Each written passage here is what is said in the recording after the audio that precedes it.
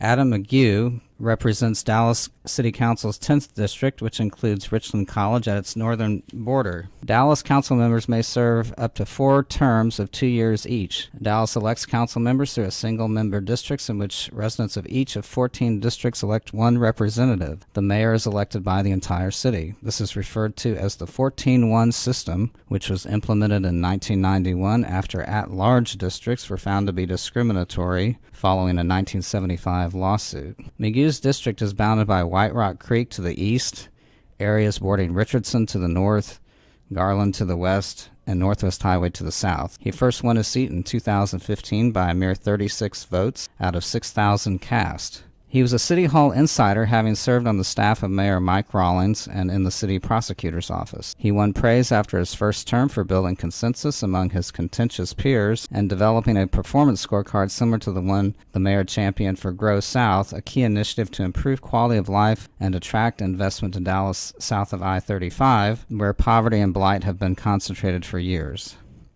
McGough led this initiative under the mayor's leadership. Leading Grow South was good preparation for his role in the 10th District, which also suffers from some of the same endemic issues common to South Dallas.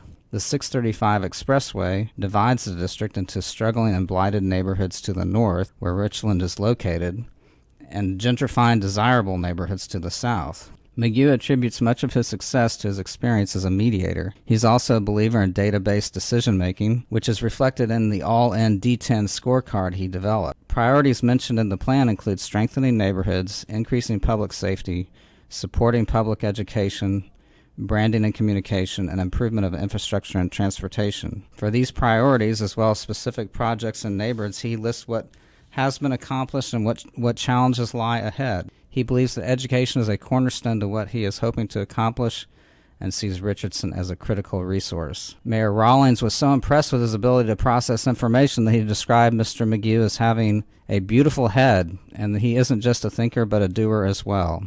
I interviewed Mr. McGough yesterday at Dallas City Hall. You'll hear us talking about new urbanism. If you aren't familiar with the concept, it's been around for decades, but has only recently started to gain traction in Dallas. New urbanism is most often associated with the ideas of architect Andreas Duaney. Core principles include mixed-use walkable neighborhoods containing a wide range of housing and job types, sustainable economic and environmental practices, and respect for existing structures and native architecture, in addition to appreciation of diversities. I hope you enjoy our discussion of some of Dallas's issues.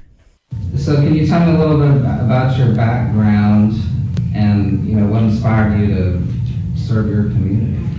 Sure. So I was born and raised in Nacogdoches in East Texas. I went to undergrad at UT in Austin, came to law school here at SMU, and then did a year out at Pepperdine in an LLM in dispute resolution and mediation. And so when I came back to Dallas, I was practicing law, doing primarily commercial litigation. And I remember getting a kind of a random call from the city attorney's office here at City of Dallas, and they had a program called Community Prosecution. And it was a program where they would take attorneys and combine them with code officers and then a team of police, fire, health, whatever city resources we had working in particular areas. And they put us in the highest crime areas of the city. And we were geographically focused on particular places. And our job was to make it better. And so we spent our energy going out to those communities, meeting people, because I believe it's all about relationships. And we would get the leaders in the community, whether it be HOA presidents, Crime Watch, just long-term community leaders, those that were engaged or involved somehow in the community. And we'd sit down with that group. We called it a citizen action team. And action stood for all coming together in our neighborhood.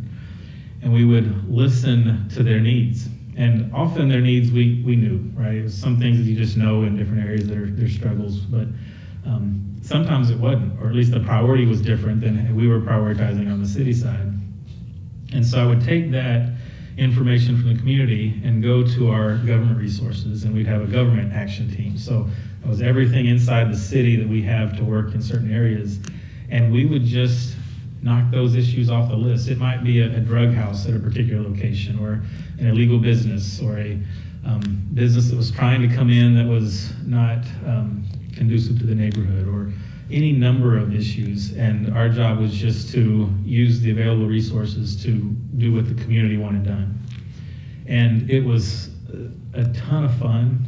I mean, I worked my tail off, but it was so rewarding. I mean, when I get down these days, I can still drive down streets in different areas of the city and know that this particular street and all the changes that have come and improvements and parks that were once never used are now filled with kids and families, and just really encouraging work. And so I did that. When I first started, they asked for a 2-year commitment.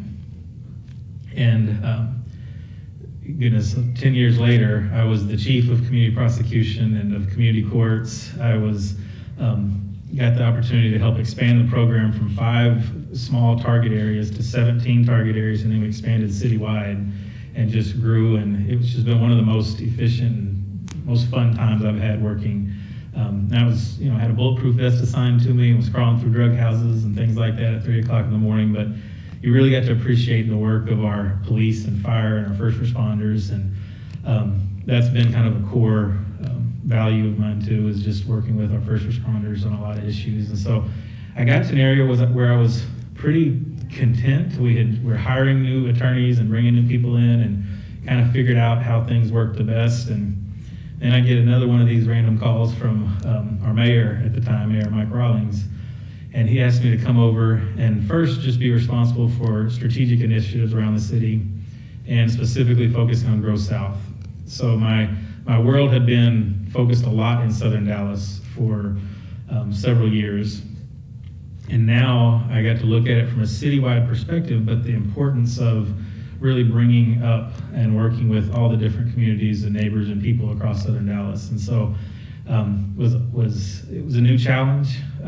Enjoyed it very much.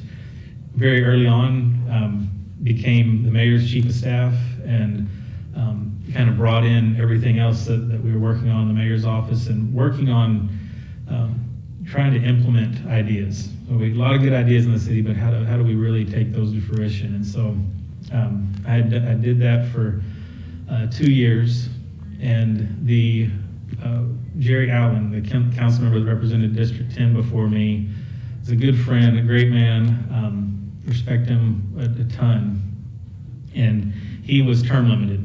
And so we had a discussion kind of early on, and he said, I'd love it if you do this. And I had a weird background, right? So some law, some community type law base, also a mediator and a negotiator. I teach at El Centro College and director of conflict management there. So I had a teaching component to it, and then I had these years of working in the mayor's office, which was more of the political side of things. And so I also very faith guided, and so had a lot of direction. And it was kind of a calling towards, I knew I was supposed to run. I didn't know if I'd win or not, and went through a very, very tough election, which was interesting on so many levels, but really good for my development in this space, and won by 35 votes. So every vote counts. It was a tight election, but won, and have hit the ground running ever since then. So it's just been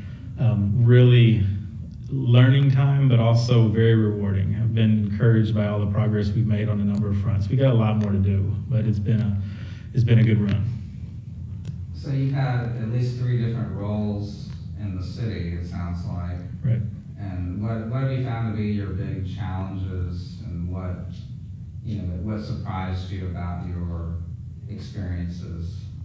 Yeah, so each one's very different. I'll go to my current position because, I think when I first was looking at, being a council member in the city of Dallas, 9th largest city in the country, I really kind of believed that we would have a whole lot more support and a lot of more, background and experts kind of wheeling around like you think of in the West Wing or something. And the biggest surprise, or at least frustration at the beginning, was having to make such huge, impactful decisions based on so little information.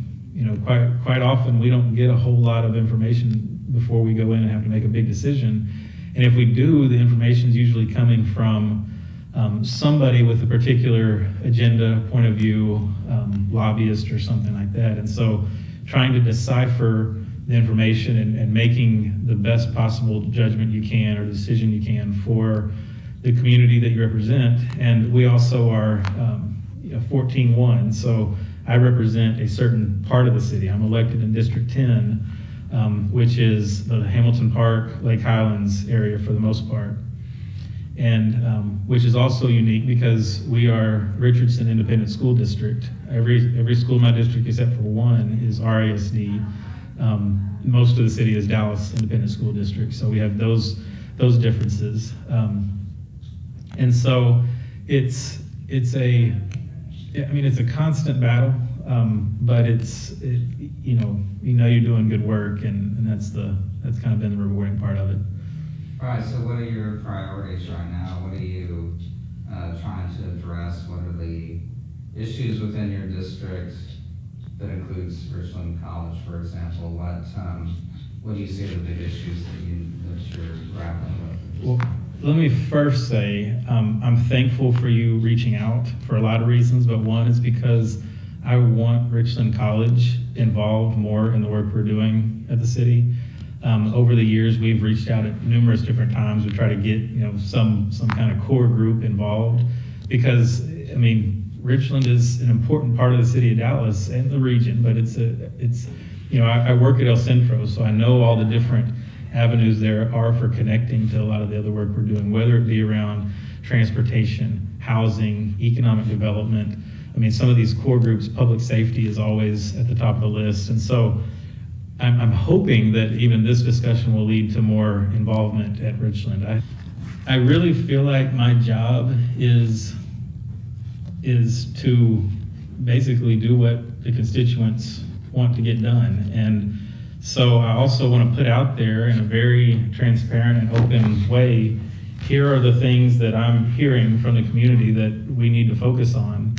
And then I task myself and our city staff and my team here to get those things done. And so what you have here is again, the map of our district, which many people don't pay attention to boundary lines and all that kind of stuff. So at least people know where District 10 is located, which is essentially 75 or White Rock Trail heading east and north from Northwest Highway, so Flagpole Hill, Northwest Highway area, all the way up to the Richardson and Garland boundary.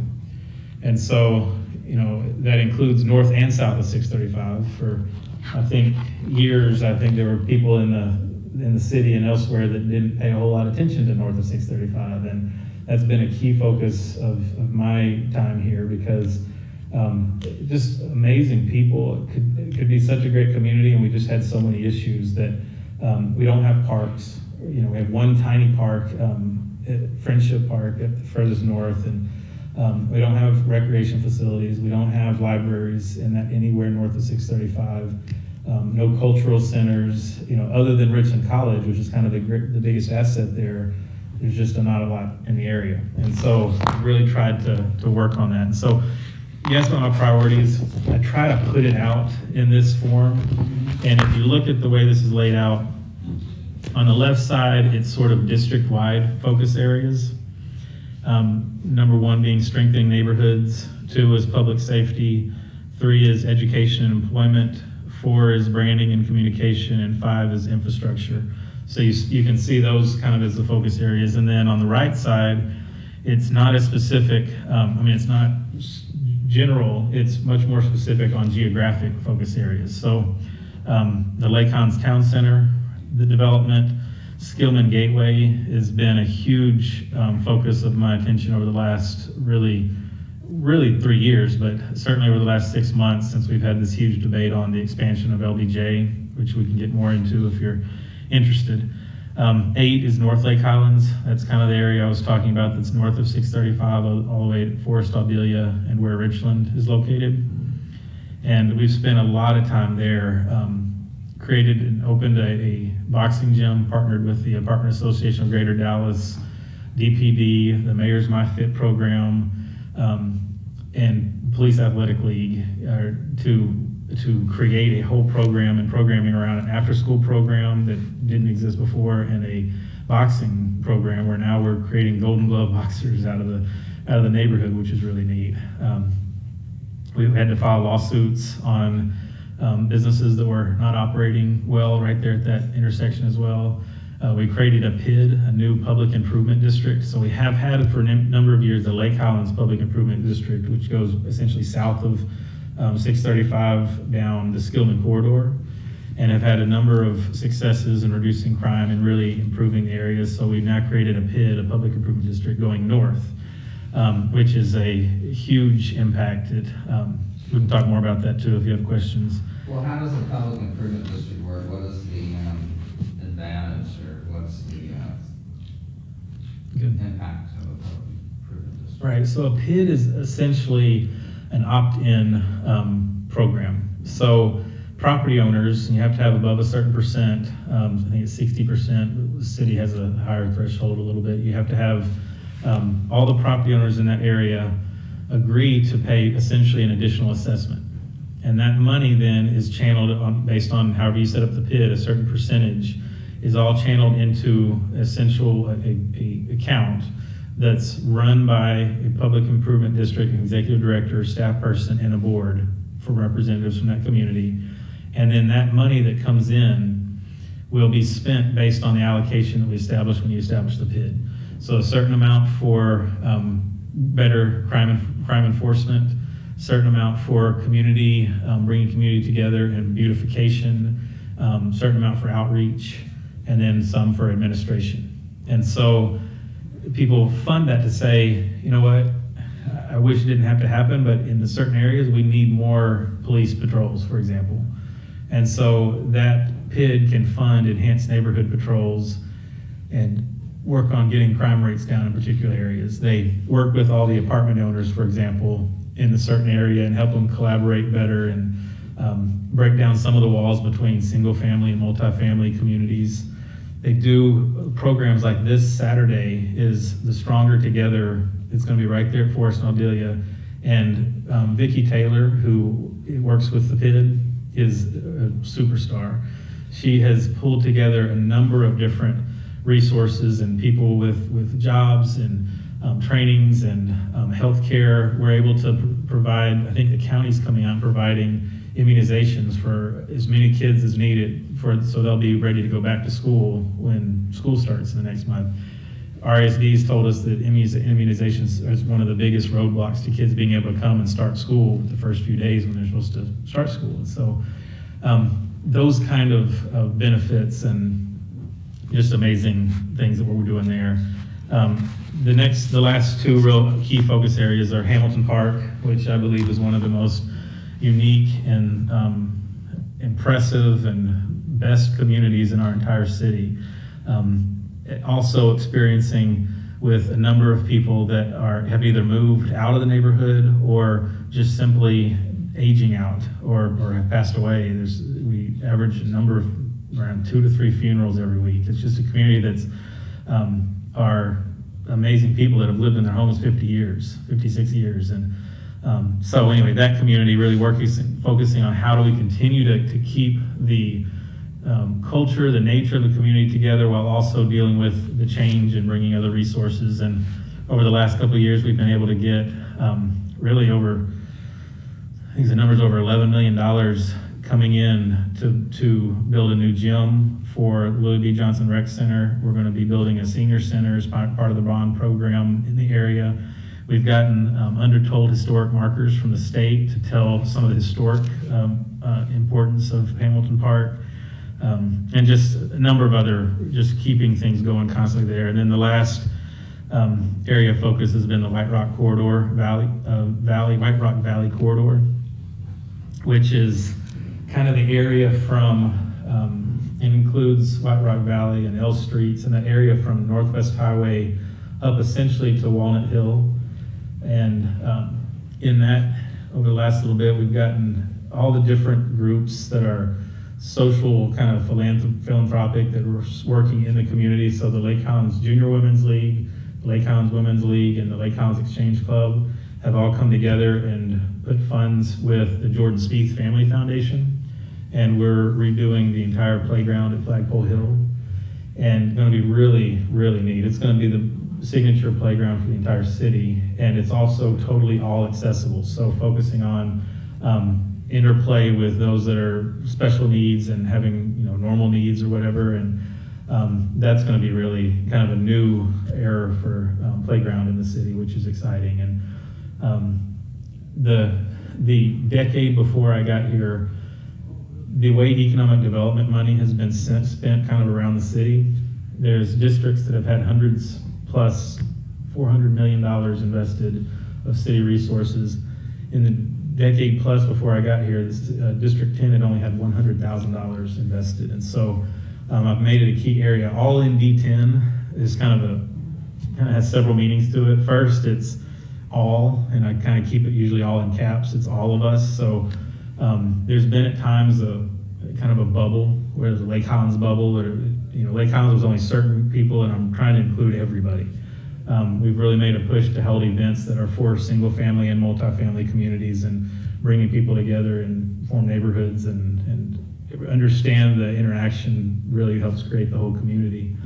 So all in is kind of everybody coming together. The second is that those of us are all in, right? We're pushing it all in. We're not going to leave anything.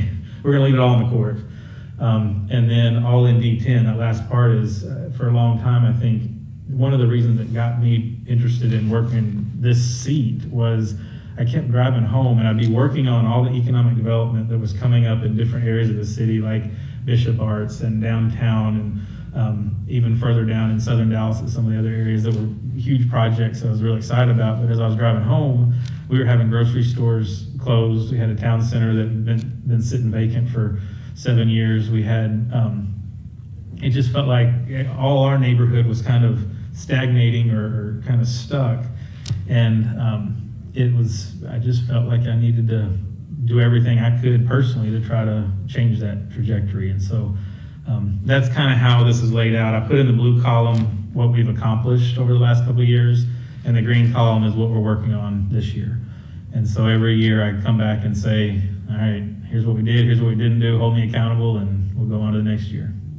Do you see any similarity between South Dallas and, for instance, the area north of 635 in your district? I was invited to a meeting, I want to say now it's been 8 to 10 years ago, and Jerry Allen, my predecessor, had a meeting with Tanell Atkins. And Tanell Atkins is now and was then the council member for the furthest southern district of the city, is District 8. And what we did is we had invited a group of apartment owners, folks that have invested in multifamily communities in different areas of the city all together. But right now we're focusing on the apartment owners that were in District 10 and District 8. And what we realized, to your point, is we had areas that were very, very similar. Same issues, right? Mm-hmm. High, dense, multifamily, a lot of it in bad, dilapidated structure, had not been invested in a while, and not a lot of activities or recreation available. And so you end up with higher crime rates, other issues, people not wanting to live in those apartments. And it was interesting just to tie that difference. So if you look at the city as a whole, for decades, I would say, some of it intentional, some of it not, but some of it based on institutional racism and other reasons why the southern half of our city was, cut up with highways and kind of formed in different ways, but certainly in many cases directly redlined where it wasn't investment in those areas. And you've seen the impact of that. And if you just flipped it upside down, the city of Dallas on the map, and turned it upside down, this would be I-30, which is our 635. Exactly, yeah. This is our southern Dallas, yeah, where we've not had the investment. They've kind of looked the other way. It's highly dense areas. We've got pockets of really amazing things, just like southern Dallas, really strong communities, deep culture, deep history that's been there. But then you have such lack of investment that you have some tough areas too. And then up here, when you get to the White Rock Corridor, we have a lot of gentrification and houses, multi-million-dollar homes, and lots of people wanting to come in and tear down whatever's there and build a new house. And White Rock Elementary went from what was they were considering closing it due to lack of enrollment, to now we're having to build a mega school essentially there with over 1,000 kids going to be at White Rock. And so it's interesting to watch how that has played out. And it's part of the story I have to tell up here at City Hall a lot, because for a long time it was viewed that Lake Highlands was kind of like Highland Park, and we didn't have the same issues that you have in other areas of the city, but it's just not factual. We have the very, very similar issues. That brings up the whole issue of affordable housing, which is something I wanted to bring up with you, and that is, so you're on the Economic Development and Housing Committee, and the city's recently released a new housing plan. Maybe you can talk about that a little bit and how the city plans to address, the issue of affordable housing in Dallas. So we need, the latest numbers are about 15,000 units of affordable housing. Where do you find those? How do you incentivize the development of those housing? How do you deal with growing areas with property values increasing, meaning property taxes increasing, meaning sometimes you're going to have people that are getting pushed out of the homes where they have lived for a long time. How do you deal with that question of growth in housing, but still need affordable options? And so until we got here, we've never had a housing policy in the city of Dallas, which is just crazy. And so what would happen was the federal money from HUD or wherever it came in would come into the city, and the city would, who's raising their hand now to pull a deal together, and where did they want to put it? But there was no strategy behind it. I mean, maybe there were some, but it was hard to tell what it was. And so we, as a council, put it as our highest priority to get a housing policy, because look, I was just at a discussion this morning about the new urbanism that D Magazine put together, and focusing on how do we prepare for the growth that continues to come to this city, and how do we tell the story of the identity of where we want to really develop certain areas and have strong neighborhoods, but yet deal with the potential growth at the same time. And so what the city did is they did two things really. They started with an MVA, they call it the market value analysis, that went through and tried to look at real estate across the entire city, and use certain criteria, mainly dealing around residential real estate. So multifamily and single family home values and what that all looks like. I wish that it had more focus on education too, because I think education plays such a key role in that, but you could say it's factored into the property values in a lot of the neighborhoods too. So they first created this market value that said, okay, here's the areas of biggest need, here's the areas where we're doing okay, here's the areas that are on that tipping point, could go either way, and it's much more in depth than that, but that's kind of the basics of it. And then created a policy that said, look, we can't, with the limited resources we have, do all things in every area. So you have to have focuses, and it has to be based on where are we going to get the best return on investment. So you looked at 3 areas of need. One is basically redevelopment, areas that are struggling, but have a lot of potential, that we need to start with some code, some other issues, and get ready to have more development come in. There's another area where we call stabilization areas. And those are areas where you're already seeing some growth, and you really have to look at the gentrification concept of where are we going to be pushing people out? Do we need to use tools like tax freezes in certain areas, and make sure that we're, while we're developing, additional housing, we're also looking at, and this is why one of the areas in District 10 is a stabilization area, because we've got some growth. We've got a project with LBJ East expansion coming. We've got the Skillman Bridge, which is a $68 million project that TxDOT is going to be putting a new signature bridge crossing, and we're redesigning the intersections around Skillman and Audelia where it crosses 635, and huge opportunity for connecting that north and south of 635 and connecting the neighborhoods and really improving that area. So a lot of areas where property values will be going up. We also have that, what we mentioned before, a large number of I can't remember the term they call it, but naturally occurring affordable housing, is what Raquel called it. It's the affordable that is not subsidized. It's just run down. And so the idea is we want to reduce the amount of rundown, dilapidated structures and put in more market value. So in some areas, we've got plenty of affordable, if you will, but we need market value there. So some of it's but when you put in the market value, you still want diversified options, right? You don't want to put in just a market product. You want to put in something that allows diversity of socioeconomics and everything else to live in the same areas, which has, we know neighborhoods are built around education, recreation, and housing and opportunity. Like you got to put all that together and you're going to have a successful neighborhood. So that was kind of the focus of stabilization areas.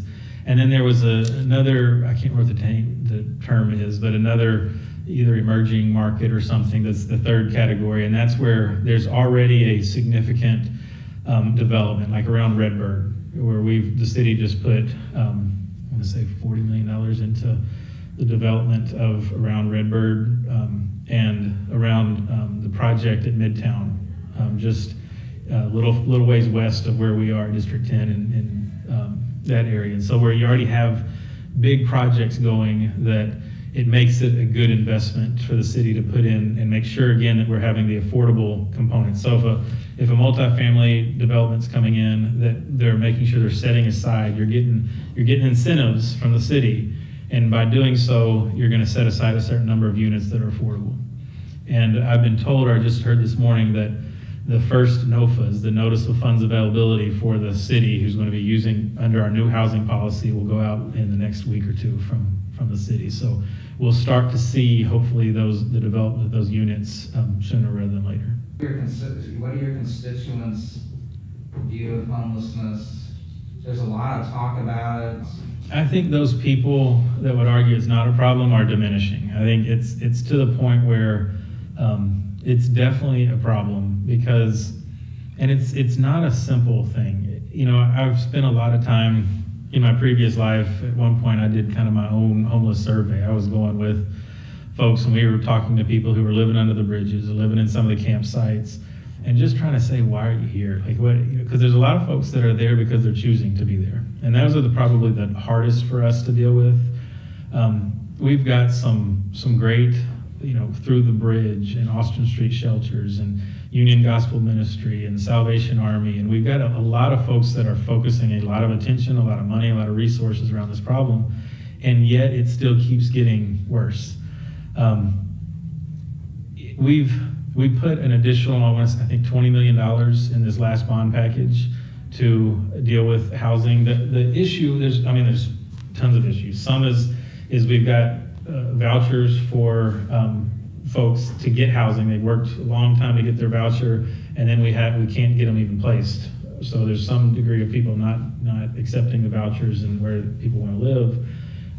We have we don't have enough housing for folks that are transitioning out of homelessness, and so you got people that are ready to probably get a place to live and get into it, and we don't have enough spots for them. And then the people that are currently experiencing homelessness, it's just a daily cycle. It's just a tough life, and we as a city are trying to do all we can. We've spent a lot of energy and again put money behind it over this last year and a half. There's a homeless commission.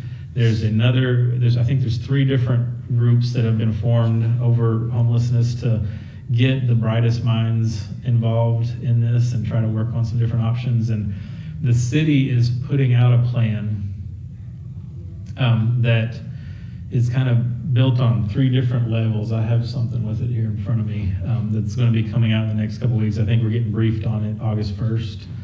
And so we'll know a lot more about what that is, but it's one of the ideas that they put on that I'm still struggling with. I don't think I support it as of right now because I don't think it's as thought as it should be, but one is to do pop-up homeless shelters. And so they would create a change in our code that would allow different entities to serve as either overnight or homeless shelters. And the idea is to to put those in different areas of the city so that you have services and things closer together. And I think part of it is the biggest place we struggle with homelessness is downtown, because it's around all where the services are provided. And so we're still trying to figure it out. There's a distinction between homelessness and panhandling. Those are two different issues. Some overlap, some not. I have in District 10 experienced a huge issue with panhandling, especially around that 635, Forest, Audelia, Royal, all those intersections right there. And so we at the city, we're trying to reduce panhandling at the same time. Now, again, separate issues, but still tied together in certain ways. And so, the truth is we just have a great deal of poverty, and both, at the level we've talked about more than anything is children living in poverty, but also those experiencing homelessness. And so we're constantly looking at different avenues to impact it. Yeah, I think when the Dallas Housing Authority states that they have 19,000 people on the waiting list for vouchers, and I think you mentioned that the Affordable Housing Plan will provide 15,000 affordable housing units. And from what I understand, the vouchers, typically the people getting vouchers are at 30% of the area median income. Right. So they're very, very poor people. So I would think that Dallas has quite a, in spite of our economy, which is, and I guess that's my next question for you is, the Dallas economy couldn't be any better, right? It's that more and more people are moving here every day to take jobs, or companies moving here. It's really healthy, and yet we still have this problem with poverty. And do you have any thoughts on how to address it, or what the city, what the city policy or programs to address it might be? Yeah, it's complicated, right? Like it's not a simple answer. We're trying, everything we can do, and a lot of it is around getting the housing policy established and starting getting some of these affordable units going in, and but we've got to look at a number of different things. Transportation issues. We have a hard time getting people from where they are or where they do have housing to where the jobs are. And our public transportation and with DART is good in some regards, but it's been primarily focused on trains and the rail system. But yet our bus system is inadequate.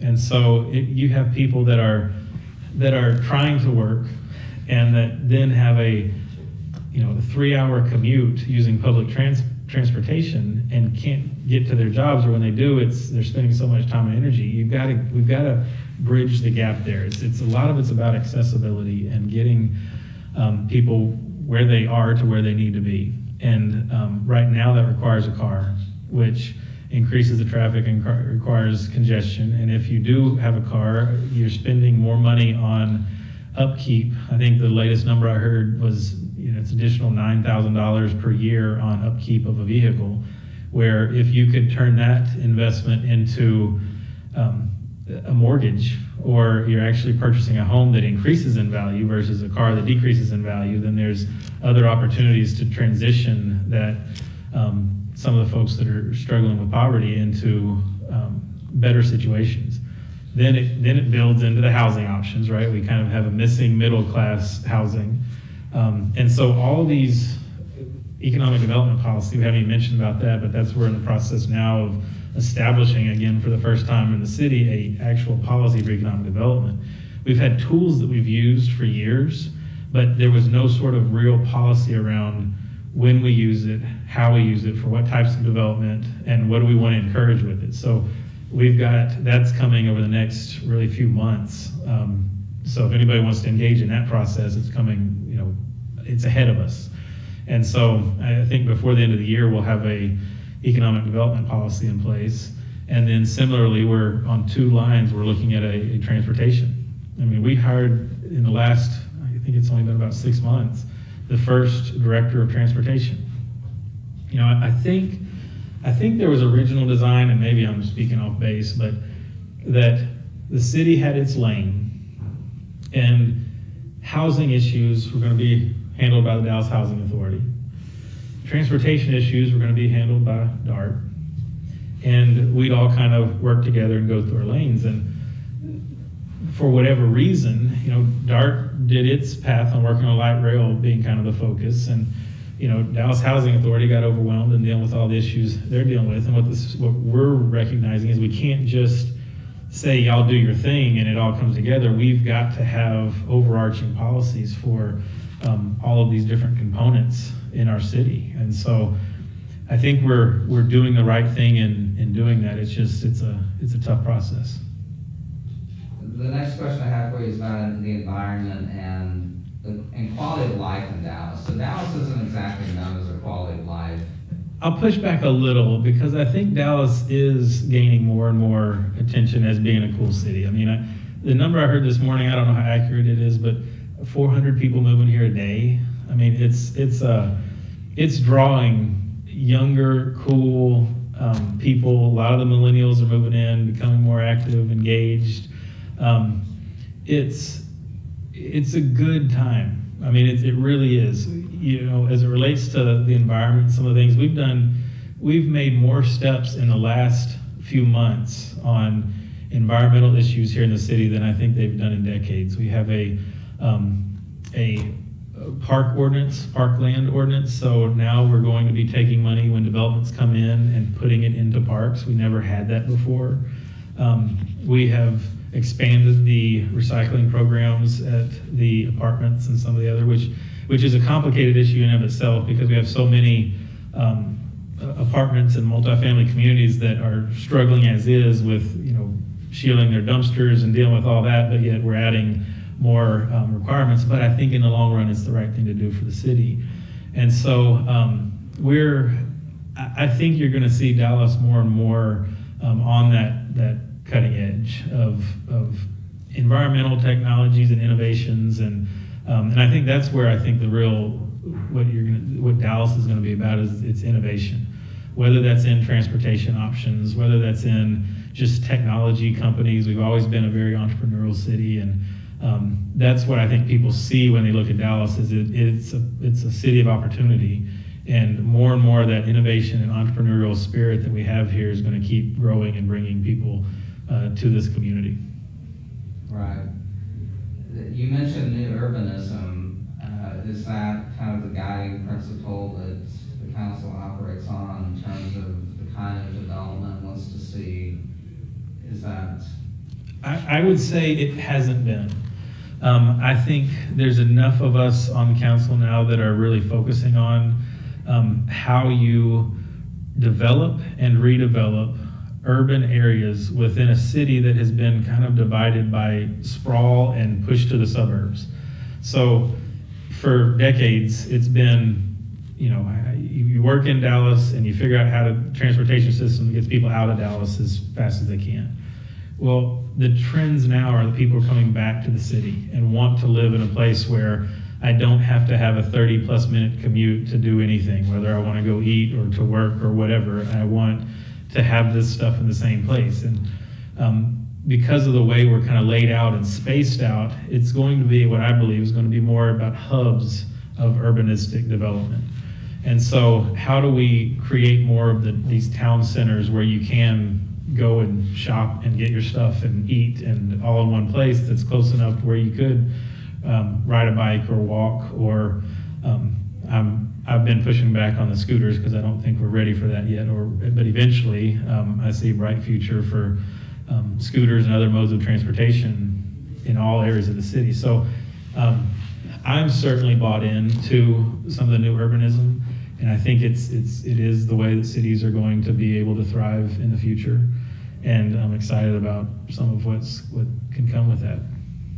What do you think of tiny houses? So what is the city interested in accommodating tiny houses? Are there particular challenges with allowing them? I know that the city's passed some kind of ordinance recently that has proposed an ordinance that would make them a little bit easier, but there is pushback from some people in neighborhoods that think that they will have a negative influence.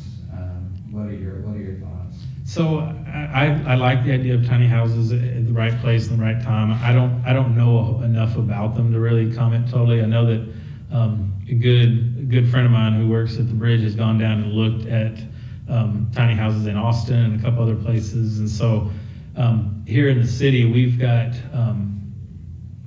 I think City Square has developed a number of what they call the cottages. It's kind of taking that concept in a little different direction. Those have been pretty expensive, but I think we're going to see kind of a model come out of there, what works and what doesn't. We just, as a council, approved accessory dwelling units.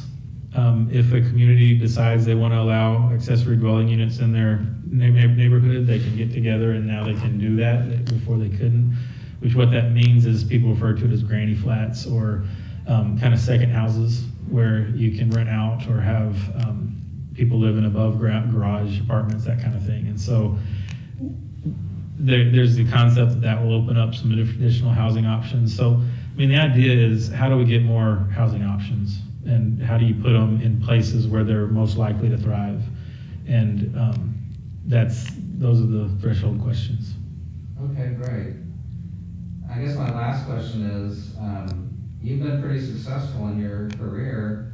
What advice do you have for young people who are just starting out in terms of how they manage their careers? Yeah, that's a great question. I love talking with young people. We work a lot with kids at Lake Collins High School, and I'm so impressed by some of these kids that are can public speak so well and are engaged in so many different activities, and it's an exciting time to be kind of coming into the workplace. As I look back on kind of my career, I'm very faith guided, so I kind of let my faith lead the way, and spend a lot of time in prayer. But I would have never picked the path that I'm on right now. It was, putting faith and family first. I have a wife and 3 boys, but I didn't always have a wife and 3 boys, and it was kind of each step of the way, what can we do? And I remember, like when I said I went to the city attorney's office, that was a big choice for me. I cut my salary in half of what I was making at my firm, and I could, at the time we didn't have kids, so I could do it then. But it's always looking not for the next opportunity, because I don't, the current young employees or those just in the field have this reputation now of switching jobs a lot, and I don't know if that's a good avenue or not. But the idea is to find that thing that you get excited about and go do that, and people will come around and recognize passion and drive and success. And I'm more and more a believer of, you go out and do what you think's right and do the work that you're trying to do, and opportunities come out of that. And so you can't always plan it. I don't think I would, like I said before, I would have never planned to be sitting here as an elected official. It was never in my plans. I thought I'd come be a real estate attorney and make a lot of money and grow a family and go that route, and it has quite gone a very different route. But I've been absolutely, I love what I'm doing. I've been able to get things done that I think affirm that I'm doing what I'm supposed to be doing, and it's just, that part makes it fun. So, advice coming out of Richland is get engaged in the things that make you excited, that give you everybody wants to be part of something bigger, something that drives them. You can do it at a very early age. I think I always had this belief that, I'm too young to do this, or I'm too young to do that. Especially, I was a young mediator, and mediating cases as a young attorney, where you're mediating with very senior attorneys, and that was kind of a unique environment. And now I'm starting to realize that I'm getting enough gray hair where I'm not the young mediator anymore. But your youthfulness should not be a barrier. Right now, I mean, I love having high school kids involved in the decision-making decisions that we have here at City Hall. I love having groups of young adults that are that have an interest. You know, I would love to have a group at Richland College that were policy advisors and looking at the area in and around our district and the city and saying, hey, this is an issue. I would love to have them involved in all in D10, you know, whether it's on public safety or on economic development or transportation or just education issues. I mean, we have, it's tough to communicate right now. We can use social media for some groups. We have newsletters for other groups, emails. Some neighborhoods need flyers on the door. Like, it would be helpful to have groups that would help communicate with all the different people, because I genuinely believe the more involvement you have from the constituents, the people that live, work, and play in the community, the better decisions we'll make. And so my beg is just engage, you know. So in one word, how would you describe what it takes to be successful as a member of the Dallas City Council? The first word that came to mind was perseverance.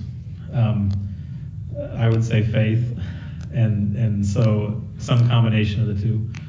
You've got to be, and man, if I can add a third word, it's listen. I think we do way too much talking in our current political atmosphere. It's all about how do I find an issue and divide us. And when I put my mediator's hat on and I'm trying to bring very complex disputes together, there's always shared interests behind these very divisive issues. And if you spend time just focusing on those areas where we have shared interests, most of the time you can get rid of the division, because whether you have very different political feelings, and these are not political seats, you still can come together around the things that at the end of the day we all kind of have some things we agree on. And so that's the space that I think is the most important. So I've been blessed to be able to do that on this council quite a few times, where we got unanimous votes on issues that were very complex and very confrontational. I was involved in the amendment that got the very first unanimous vote in the history of the city on the Trinity project, and focusing less on the toll road and more towards the park that would be in the Trinity. I think there was 57 amendments to our Chapter 27 changes that were very divisive on the council, and the mayor blessed me with the opportunity to try to navigate that. And that was something where at the end of the day, we got all the parties to stand up together and say, we agree that this is the right thing to do. And so I love that part. I love that part of bringing people together. Well, what are the Chapter 27 changes, just briefly? That was around just housing codes. Housing codes. Yep.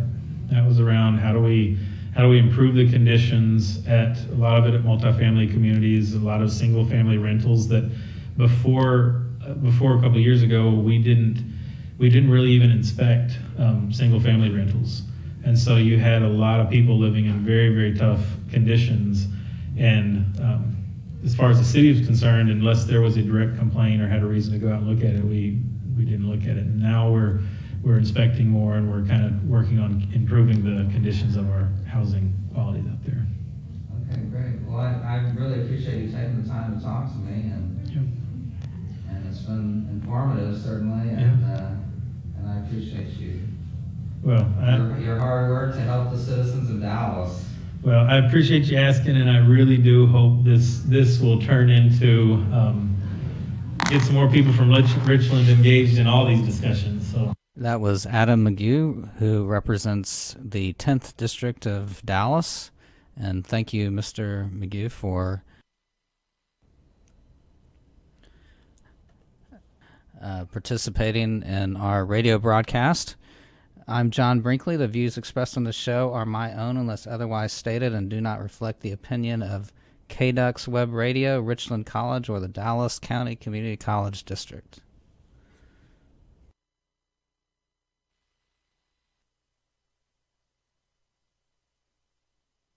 Looking for uncommon talent? Meet the grads of life. They're not the typical candidates you're used to, but they're exactly who your company needs. An ideal fit for entry-level positions, internships, and even mentorships. Go to gradsoflife.org to learn more. Brought to you by the Ad Council and gradsoflife.org.